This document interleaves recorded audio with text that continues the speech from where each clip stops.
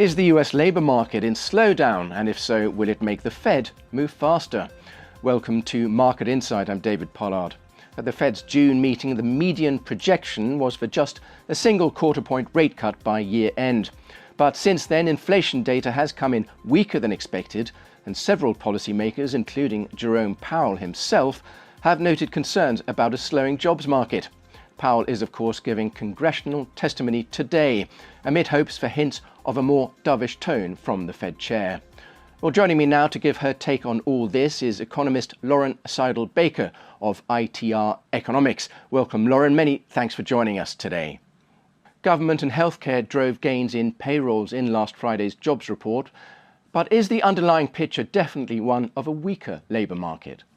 The labour market is weaker, but not weak. We are coming from a very, very strong starting position. In fact, the problem for many businesses has been that the labour market is too tight, and that's hindering further economic growth. So to see some weakening in many ways is a sigh of relief for both businesses and the Fed as they look forward to these rate cuts. Has the Fed succeeded in engineering a soft landing?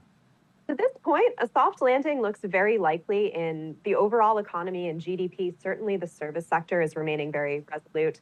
Our industrial sector, our manufacturing sector, that's where we're seeing a little bit more flatness or even flatness with a very slight downward bias. I hesitate to even call this a recession just because the cycle is so mild. When we say recession, we think back to 2008. This is nothing like that, but it's a mild slowdown this year in 2024, a little bump in the road. But the fundamental factors are certainly in place for recovery and good growth in 2025 and 2026. So what about the timing of Fed rate cuts? I think the base case is still for September, but one investor we were speaking to earlier said that an August rate cut could be possible if things get a little bit worse. Possible. September is still my base case. I would expect one, maybe two rate cuts this year. I think 75 basis points of cuts is not completely off the table at this point, but keep in mind the first half of this year, especially the first quarter, we really saw data both from the inflation point of view, from the labor, the jobs numbers certainly come in a bit stronger than we had expected. So we've been ramping down our expectations for rate cuts. I don't want to whiplash and see our expectations come back too soon. The Fed is being very cautious. They don't want to get burned by moving too much or too quickly. So despite the lack of evidence so far, has there been any fundamental shift, do you think, in the US economy? And if so, what has changed from only a couple of months ago when sticky inflation was hindering prospects of an early rate cut?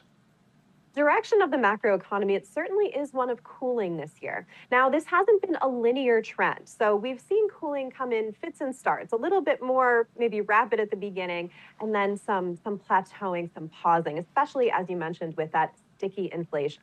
However, 2024 is a year of generally cooling growth. We're still feeling the echoes of COVID in so many ways. We're seeing our consumer this year bending but not breaking. We certainly have a floor for consumer health in that tight labor market. There's no real relief, no glut of new workers looking to come onto the scene, so the labor market will be tighter in the long term. We have both smaller generations aging into the labor force right now, as well as a relatively high labor force participation rate. Among the prime working age, so 25 to 54-year-olds, our labor force participation rate is higher than it's been in the last 20 years. So we don't have a lot of folks on the sidelines that really will support further loosening, material loosening. And smart companies today know that. They're not cutting the belt too tight. So we shouldn't see a too great loosening in the labor market this year. Well, Thursday's CPI data is the key number in the debate around the Fed this week. Will it leave the disinflationary trend intact, do you think? I believe it will. It would take a real surprise to the upside to materially shift the needle. Again, 1 month of data does not make a trend. The Fed is aware of that. They're looking for that kind of zoomed out, that broad view of where inflation is headed. As you said, it's been stickier, especially on the service sides. Goods inflation seems well under control at this point. We just want to see that wage component continue to cool off a little bit more before we see those first rate cuts. So you mentioned there the US consumer bending but not breaking. The big US money centers, Wells Fargo, JP Morgan, Citigroup and so on, they're about to give their earnings reports for this quarter. Are they likely to give us another snapshot of the consumer? And indeed, what will they tell us about the wider US economy, do you think?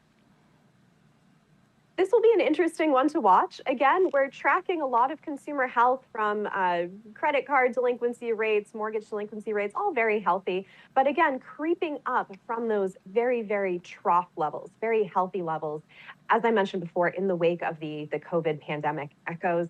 So we'll probably see a bit more cooling, again, a bit more deterioration in the consumer. But by historical standards, by long-term averages, we're still in a very, very healthy position. Okay, Lauren, we'll leave it there. Lauren Saidel-Baker from ITR Economics. Many thanks for joining us today. That is Market Insight. Don't forget we have more videos on Reuters.com.